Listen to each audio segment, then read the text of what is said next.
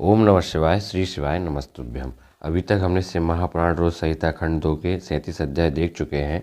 अब 38वां अध्याय है दधीचि क्षुभ विवाद। सूत जी कहते हैं, हे महर्षियों, ब्रह्मा जी के द्वारा कही हुई कथा को सुनकर नारद जी आश्चर्यचकित हो गए तथा उन्होंने ब्रह्मा जी से पूछा कि भगवान शिव जी को छोड़कर अन्य देवताओं के साथ दक्ष के यज्ञ में क्यों चले गए। क्या वे अद्भुत पराक्रम वाले भगवान शिव को नहीं जानते थे? क्यों श्रीहरि ने रुद्रगणों के साथ युद्ध किया? कृपया कर मेरे अंदर उठने वाले इन प्रश्नों के उत्तर देकर मेरी शंकाओं का समाधान कीजिए। ब्रह्मा जी ने नारद जी के प्रश्नों के उत्तर देते हुए कहा, हे मुनि श्री नारद, पूर्व काल में राजा क्षुभ की सहायता करने वाले श्रीहरि को दधीचि मुनि ने शाप दे दिया था, इसलिए वे भूल गए और दक्ष के यज्ञ में चले गए।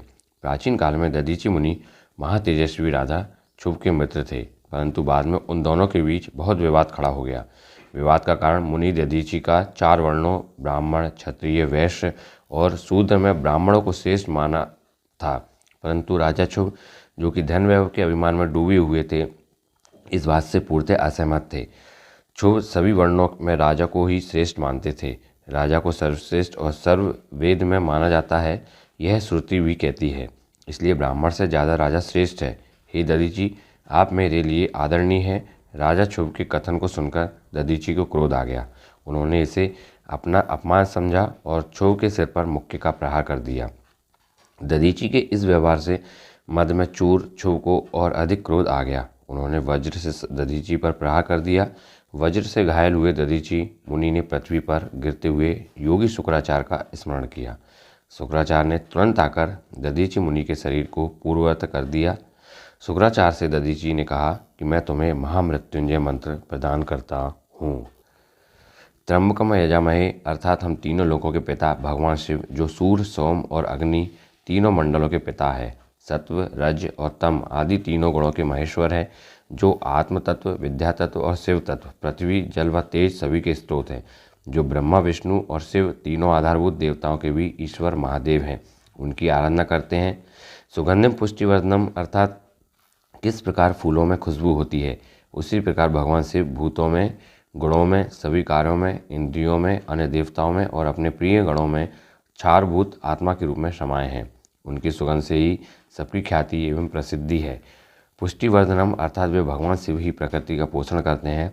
वे ही ब्रह्मा, विष्णु, मुनियों एवं सभी देवताओं का पोषण करते हैं।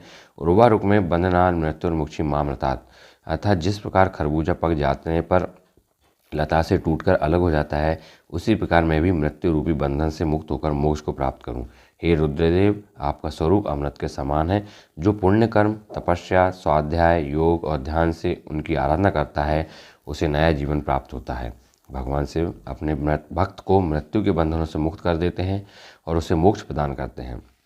जैसे उर्वारुक अर्थात ककड़ी को उसकी बेल अपने बंधन में बांधे रखती है और पक जाने पर स्वयं उसे बंधन मुक्त कर देती है।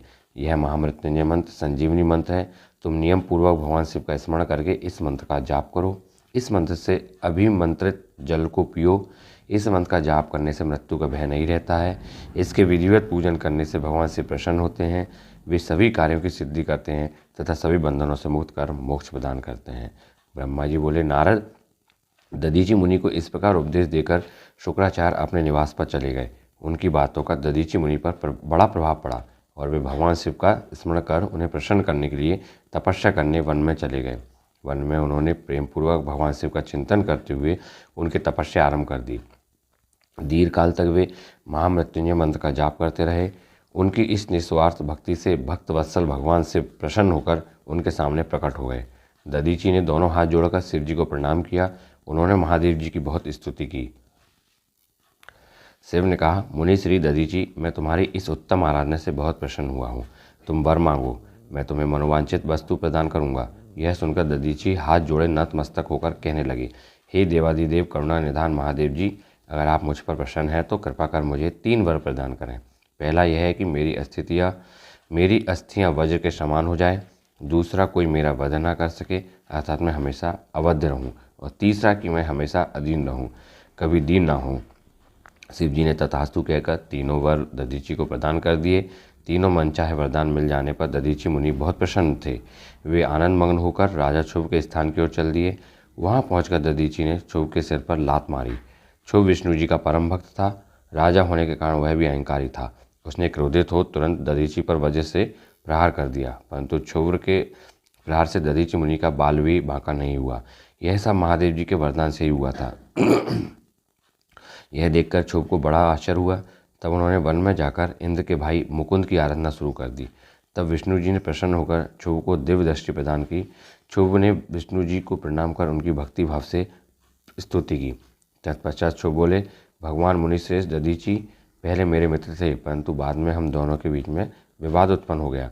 दधीचि ने परम पूजनीय भगवान शिव की तपस्या महामृत्युंजय मंत्र से कर उन्हें प्रसन्न किया तथा अवध्य रहने का वरदान प्राप्त कर लिया है।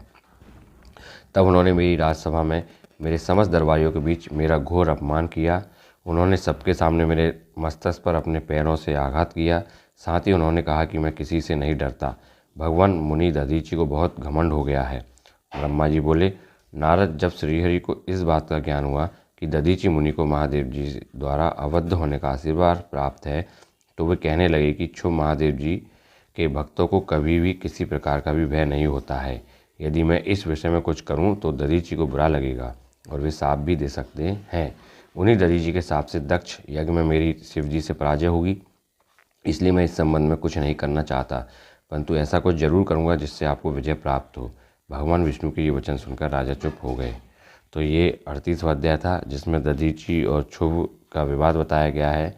आगे हम 39वां अध्याय देखेंगे। ऐसे ही आप सुनते रहिए। ओम नमः शिवाय। श्री शिवाय नमस्तुभ्यम।